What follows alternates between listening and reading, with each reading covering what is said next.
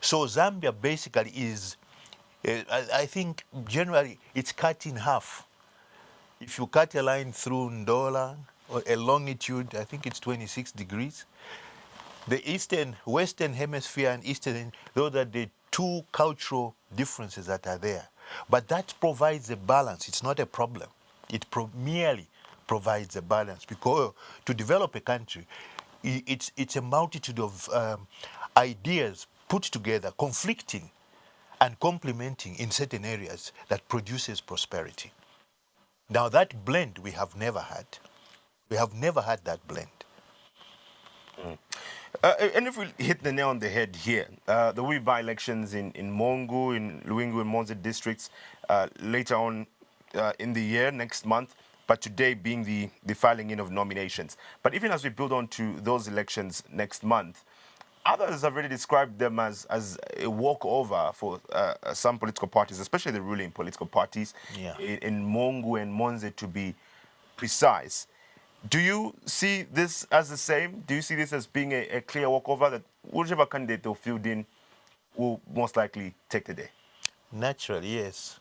Because first of all, we are coming out of a general election, and sometimes even people who voted for the other side, after they see the result, they also fall in line, which is called a herd syndrome, where people start behaving like cows, where you follow where the herd is going. So when you true, it is generally going to be a walkover. This is merely less than a year after the election, so it won't really change much. The dynamics almost will remain the same.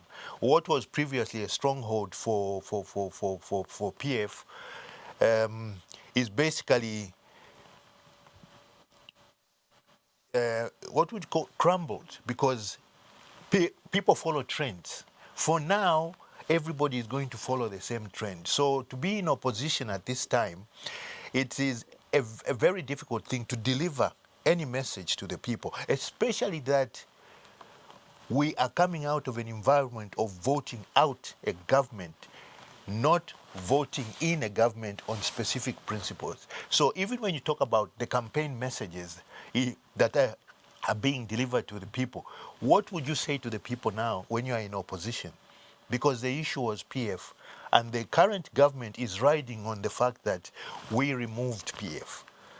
So yes, it's true. But do those concerns come through on the different levels away from presidential? Isn't that just a presidential issue where you're trying to get a political party out? Because the truth is, the Patriotic Front are the second largest political party in terms of parliamentary representation, the biggest in the opposition, because they still have members of parliament, elected members of parliament. So if people really wanted to get rid of the Patriotic Front, wouldn't that have meant that we'd have 0 MPs, 0 councillors, 0 mayors from the Patriotic Front? That's a good point, but physically, the MPs are Patriotic Front. Psychologically and mentally, they are UPND. They've already moved, because our politics are not based on principles. They've already moved. And I can tell you, where does the problem lie? The problem does not lie in Mongu. The problem does not lie in Northwestern. The problem does not lie in Eastern Province. The problem lies in Lusaka and Copperbelt, where the hub of the intellectuals vote like those who are not educated. Well, let me just take you back to that point where you say they're psychologically UPND. What do you mean by this? Because it's not issue-based. MPs, that is. Yes, it's not issue-based politics that we practice. It's politics of the belly. So those who jumped on the PF bandwagon and wanted to be MPs, primarily, their focus was personal, not national. So immediately, PF lost the election. Their agenda, personal agendas, were disrupted. And now, believe you me, for the next 3 years, unless something dynamic, the trends will be, they will all be voting with UPND. When you It's a say, tragedy. It's a tragedy of our country. when you say they psychologically are, do the things they stand for in Parliament reflect that? Because, I mean, last week we did hear of the ruling by the Speaker, through obviously the Deputy Speaker of the National Assembly, suspending 30 Patriotic Front members of Parliament who, by the way, stood against what was being brought up from the ruling UPND in Parliament when a different when the 1996 Constitution was being quoted. They stood up against this, and they speak out on various issues and ask further questions as a way of keeping checks and balances. Does that reflect psychologically being UPND? If you can still stand in the floor of the House and debate issues that the current government is bringing up? Well, that is what is expected, and on that particular matter, I would more or less say it was a technical matter, which perhaps on their personal principles, it was simply a matter of something, procedural matter, something that was done wrongly. But generally on the trends of most MPs, they would be very happy to be appointed into the UPND government. So you bear me witness as we go into maybe next 2-3 years and see how the trends go. But I'll tell you the truth. It's just that I think one thing I would give credit for President Hichilema is that he hasn't really gone out to pick and destroy PF by picking the MPs and giving them jobs. In that respect, he's done very well. But how many would refuse a job? How many? Do you see the Patriotic Front regaining their strongholds and keeping them strong? Or do you think it's completely over for them? The strength of PF, what you would call PF strongholds, were basically based on what you would call a lie. There was no truth in it, because if there was truth in it, if they wouldn't even have lost the last election. It was based on artificiality, where you know what people need, but you're giving them wants. You're always building infrastructure to point at the university and say, we are the first people who've to do this since independence. We are the first. And this trend of saying we are comparing with past governments, any government that comes in builds on a platform of a previous governments right from the UNIP era. So we are the first to do this. Even UPND is guilty of the same thing. That is definitely very wrong. So in my own view, not that I'm really interested in PF as a party, because I think their time is gone. No party has really jumped back into power. So I do not think issues of rebranding and whatever, that would be rebranding would include changing the people.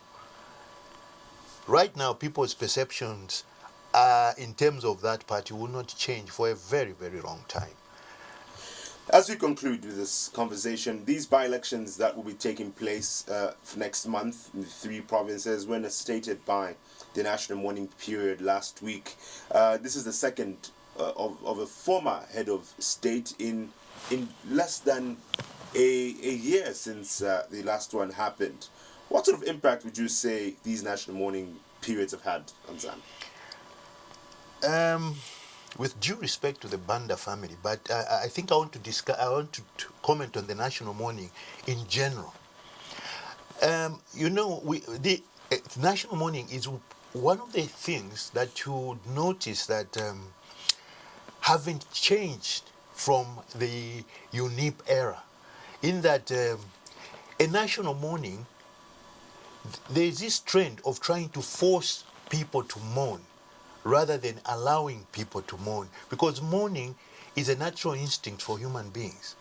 But when you say there will be national mourning and there will be no programs of entertainment nature, people's lives are disrupted, because this word entertainment, in the modern context, there is no such thing as entertainment without a commercial dimension. Because if you talk about football, is it entertainment or commercial? If you talk about a wedding, is it entertainment or commercial? Because for the DJ at a wedding and the band, that's the work they do. That's how they feed their families. If you talk about football, they feed from football. So you cannot say during this period of national mourning, all programs of entertainment nature shall be postponed or cancelled. A wedding, some families receive visitors from all over the world to come for a wedding. So we must move with times. If you want to talk about a communist environment, in North Korea, when they say national mourning, they parade everybody and everybody has to cry. That's what we are still doing here by using that word entertainment nature. We must stop, because when you say we shall have national mourning, we should restrict it to the flag shall fly at half-mast and allow people, because any function, football for example, they observe a minute of silence. Other games like golf, where caddies, the people who carry the bag, that's the money they use to pay rent in the compound and all that.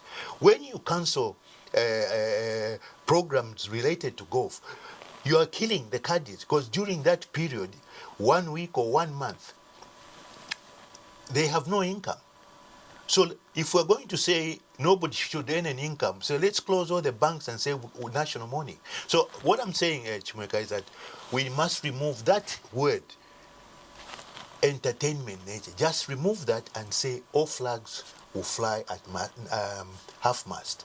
That's modern economy. You can't shut down an economy. Now, mind you, we are talking about a wedding, a football match. What about a wedding in Senanga? A wedding in Senga Hills? Are all those people directly affected or involved in the funeral? No. Remorse, a nation will cry for a leader, bad or good. But it must not be imposed. And you see, the other problem we have is that now all the political players or linked to politics, secretary to the cabinet, ministers, all those people, when they die, our people's programs are disrupted. And I think this is the right time we must have this discussion. Not with specific reference to the funeral of the late Rupiah Banda, may his soul rest in peace. No, but as a country which is trying to move forward. It's little things like that that keep us in that frame of functioning without a commercial dimension as a country. Because even adverts on radio, you people in the media world, the money you receive for certain people for a certain period during that time, and then government cancels those programs, do you refund the money? Because those people needed that communication at that particular time. You can't move it.